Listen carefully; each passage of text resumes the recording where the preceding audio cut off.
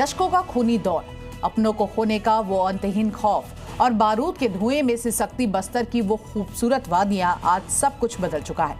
मोदी सरकार ने एक डेडलाइन तय की थी, 31 मार्च 2026। कई लोगों को लगा था कि आधी सदी पुरानी इस समस्या को इतनी जल्दी आखिर कैसे खत्म किया जा सकता है, लेकिन दिल्ली के नॉर्थ ब्लॉक से लेकर बस्तर के घने जंगलों तक ऐसा चक्रव्यूह रचा गया जिसने नक्सलवाद के ताबूत में आखिरी कील ठोक दी।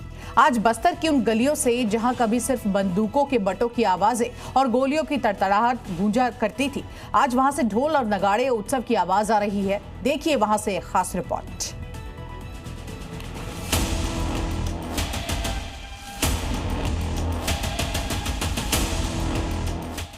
देश से नक्सलवाद का खात्मा हो चुका है।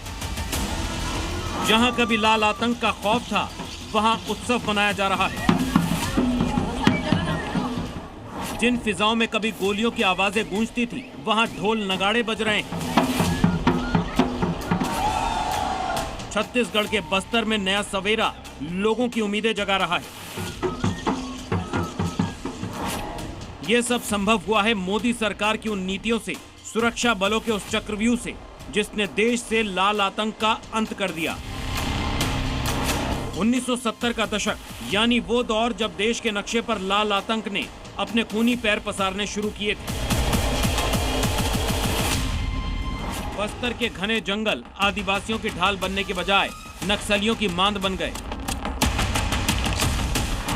लेकिन साल 2026 की ये तस्वीरें गवाह हैं कि इतिहास बदल चुका है। गृह मंत्री अमित शाह जब जगदलपुर पहुंचे तो उनके शब्दों में चुनावी वादा नहीं, बल्कि एक ऐतिहासिक जीत का गौरव था। शाह ने साफ कर दिया, 1970 के दशक से चला आ रहा नक्सलवाद का खूनी दौर अब हमेशा हमेशा के लिए समाप्त हो चुका है। मैं आज यहां खड़ा रहकर सीना तान कर कह सकता हूं कि भारत नक्सल मुक्त हो चुका है। और एक ऐसा सपना था, जो स्वप्न को सिद्ध करने के लिए हजारों जवानों ने अपना बलिदान दिया। ये जीत यूं ही नहीं मिली, इसके पीछे था मोदी सरकार का वो अचूक चक्रव्यूह, जिसे सुरक्षा बलों ने जमीन पर उतारा था। देश के गृह मंत्रालय ने 31 मार्च 2026 की समय सीमा तय की थी। लक्ष्य था देश को पूरी तरह नक्सल मुक्त करना, और सुरक्षा बलों ने डेडलाइन से पहले ही नक्सलियों को घुटने टेकने पर मजबूर कर दिया। 21 जनवरी 2024 के दिन हमने तय किया था बंद कमरे में कि 31 मार्च 26 के पहले हम नक्सलवाद को समाप्त। इस चक्रव्यूह के दो सबसे बड़े हथियार थे, पहला अटैक और दूसरा डेवलपमेंट। एक तरफ जहां खुफिया इनपुट के आधार पर नक्सलियों के टॉप कमांडरों को बस्तर के सबसे सुदूर इलाकों में घेर घेर कर ढेर किया गया, बड़े बड़े नक्सल ऑपरेशनों को अंजाम दिया गया। वहीं दूसरी तरफ उन गांवों तक सड़क पहुंचाई गई जहां कभी परिंदा भी पर नहीं मार सकता था। उतना डर नहीं है, अब नहीं है। नहीं है। और नक्सली थे तो तब क्या क्या दिक्कत थी? बहुत दिक्कत था, क्योंकि गांव में शिक्षा की भी कमी थी और गांव में जो सड़क की भी जो पहुंच नहीं पा रही थी, पढ़ नहीं पाए नक्सली की वजह से। ज़्यादा कपड़ा अच्छा पहनने से भी, ये कहीं से पुलिस से पैसा लाया, लूट के लाया, इससे ज़्यादा कपड़ा पहनने से भी नक्सली मारते थे। ज़्यादा दान दौलत रहने से मारते थे। ना रोड बनाना नहीं, पुलिया बनाना नहीं। पुलिस भर्ती में जाना चाहता था, लेकिन इन नक्सलियों के द्वारा जो है उस दरमियान उन्होंने मेरे सारे दोस्तों के और हमारे जितने भी हमारे साथीगण हैं, उन सारे लोगों से पूरे दस्तावेज छीन लिए। बीते 3 साल में 4839 नक्सलवादियों ने आत्मसमर्पण किया, 706 मारे गए और 2218 गिरफ्तार हुए, जो मुख्य धारा में लौटने को तैयार हैं। सरकार ने उनके लिए अच्छी मुआवजा नीति बनाई। बंदूक के बट की जगह बच्चों का सुनहरा भविष्य है। जहां बारूद की गंध हवाओं में घुली रहती थी, अब वहां त्योहार जैसा माहौल है।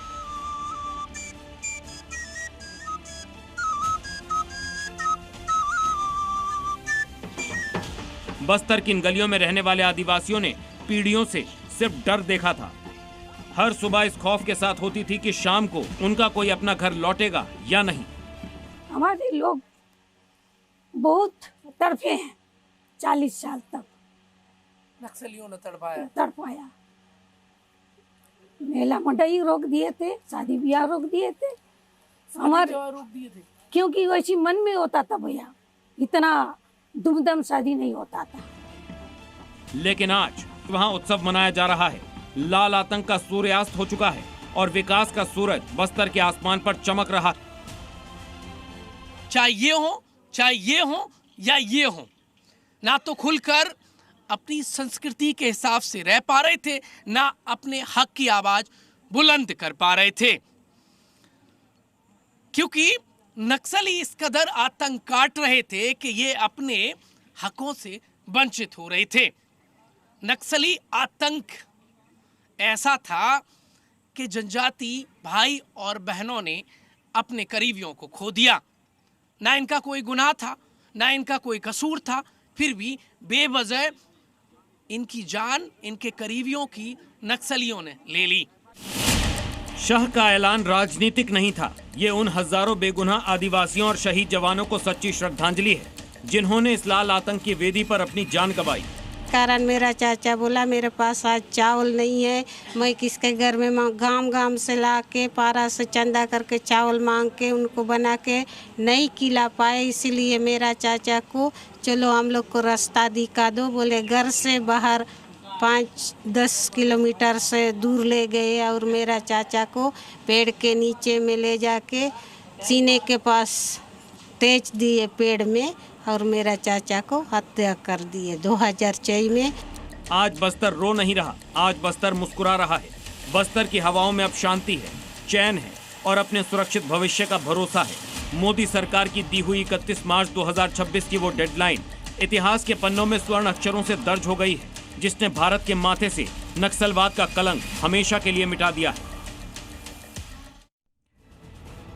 नक्सल पीड़ित आदिवासी अब पूरी तरह से आजाद हैं। वो नाच रहे हैं, गा रहे हैं, जश्न मना रहे हैं, खुलकर बोल पा रहे हैं, शादी समारोह में शिरकत कर रहे हैं और ये सब इसलिए संभव हो पाया है क्योंकि देश के नक्सल पीड़ित आदिवासी आज पूरी तरह से आजाद महसूस अपने आप को करते हैं। आज हम आपको बस्तर के उन पीड़ितों से भी मिलवाएंगे जिन्होंने अपनों को खोया है, जिन्होंने बेहद कठिन दौर को जिया है। हमारे संवाददाता प्रमोद शर्मा की ग्राउंड जीरो से अब एक एक्सक्लूसिव रिपोर्ट आपको दिखाते हैं।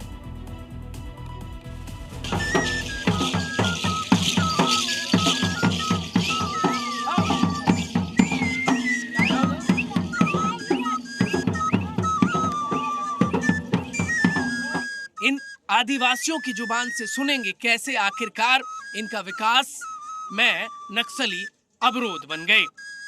इनमें से कई महिलाओं के घर का सुहाग उजड़ गया नक्सलियों की वजह से, तो कई आदिवासी युवा जो जनजाति युवा हैं वो IAS, IPS या फिर मेरे जैसे पत्रकार बन सकते थे, वो नहीं बन पाए। पहली बार नक्सल पीड़ित रहे जनजाति वर्ग के लोगों के बीच में इस वक्त मैं पहुंच गया हूं और नक्सल के आतंक की कहानी जनजाति वर्ग के भाइयों की जुबानी। कैसे अमित शाह ने संकल्प लिया कि नक्सल का द एंड और अब जब नक्सल का द एंड हुआ है तो आदिवासी क्या कह रहे हैं, देखिए इस रिपोर्ट के जरिए। नाम रामनाथ कश्यप, बस्तर के रहने वाले बुजुर्ग कहते हैं नक्सल मानसिकता ने सबसे पहले आदिवासी संस्कृति पर प्रहार किया। आदिवासियों की एकजुटता को तोड़ा गया, उन्हें भय दिखाकर समाज से काटा गया, भड़काकर शिक्षा से दूर कर गोला बारूद की राह लेकर गए। क्यों आखिरकार जनजातीय जो संस्कृति है उस पर अटैक किया गया? देखिए, हमारा जो सांस्कृतिक ताना बाना है ये हमारा देवगुड़ी है और हमारी जो गोटुल व्यवस्था है, जिसमें हम एक किशोरा अवस्था में हम अपनी सांस्कृतिक ताना बाना का जो सुदृढ़ीकरण है उसको सीखते हैं। पहले उन्होंने इसको ही ख़त्म किया। ये हमारा एक जगह एकत्रित होने का केंद्र था। गोटुल को उन्होंने समाप्त किया।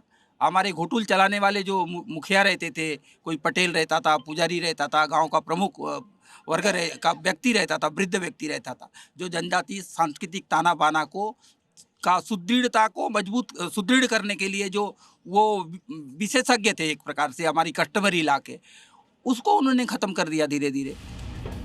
अब हम आपको सुखमन कश्यप से मिलाते हैं। आज इनके बड़े भाई की आत्मा को शांति मिले, 26 साल पहले नक्सलियों ने इनके बड़े भाई लक्ष्मण को बेरहमी से मौत के घाट उतार दिया था, सिर्फ इसलिए क्योंकि इनके भाई जनजाति युवाओं के विकास की बात करते थे। उनके छोटे भाई इस वक्त शुभमन कश्यप मेरे साथ मौजूद है, तो क्या लगता है? देखिए, गांव के जो ऐसे, आज तो हमारा भैया का जो हत्या हुआ, ऐसे तो लाखों लोग मर गए, ऐसे मारे गए। जो आवाज़ उठाते थे उनको पकड़ पर हत्या करते थे। तो आज लक्ष्मण जैसे कई लक्ष्मण को मारे हैं। आज जो अबुझमाड़ क्षेत्र से लेकर अपन 4 जिला में ऐसा हुआ है कि बहुत ही ज़्यादा बेदर्दी हमने देखा है। ऐसा तो नहीं बोलना चाहिए, मुर्गा को भूनते ऐसा तक भी आग में ले जाके पकड़ के डालते थे। बस्तर के कामदेव बघेल ने अपने दोस्त पांडुराम को खोया। वो सरपंच थे। आज अपने दोस्त को याद करते हुए इनकी आंखों में आंसू भर आते हैं। एक समय था जब आदिवासियों को पूछकर बाजार जाना पड़ता था, अब ये खुली हवा में सांस ले रहे हैं। उनसे मेरा बहुत दोस्ती था। वो बेचारे कोलेंग के ग्राम को सुधारने के लिए और ग्रामीणों के बात को रखते थे और नक्सलियों के खिलाफ आवाज़ उठाते थे। इसलिए नक्सलियों ने उनके खिलाफ घर में आकर के उनको मारे। मेरे दुख की बात है कि उनको कहना पड़ रहा है। मेरा एकदम घरेलू संबंध था, हम लोग घर में जाते थे। उनके बाल बच्चे अभी अनाथ हो गए और उनके बीवी भी विधवा हो गई। काश और आदमी रहते तो आज दिल्ली में वो भी उपस्थित रहते। मेरे इतना दुख की बात करना पड़ता है कि नक्सलियों ने उनकी हत्या कर दी। जो आदिवासी बिना नक्सलियों की इजाजत के कपड़े नहीं पहन पाते थे, बिना इजाजत बाजार नहीं जा पाते थे, वो आदिवासी दिल्ली जा रहे हैं। छत्तीसगढ़ में आज जो बदलाव दिख रहा है, यहाँ के आदिवासियों के चेहरे पर जो मुस्कान दिख रही है, उसमें बनवासी कल्याण आश्रम का बड़ा योगदान है। बस्तर में नया सवेरा आ चुका है। अब छत्तीसगढ़ के बस्तर का चप्पा चप्पा छाना जा रहा है ताकि हर साजिश, हर विस्फोटक का पता लगाया जा सके, ताकि बस्तर में रहने वाले हर इंसान का जीवन शंका से मुक्त हो सके। देश आजाद था पर आदिवासियों की आजादी अधूरी थी। ना ये विकसित हो पा रहे थे, ना पढ़ पा रहे थे, ना लिख पा रहे थे, ना अपनी संस्कृति से खुलकर ये रूबरू हो पा रहे थे, क्योंकि अड़ंगा बन रहे थे नक्सली। अब जब नक्सली खत्म हुए तो आदिवासियों को आजाद भारत में पूरी आजादी मिल गई है, क्योंकि अब जब नक्सली नहीं है तो इनके अधिकारों पर कोई अंकुश नहीं लगा पा रहा है। प्रमोद शर्मा, सीमेंट।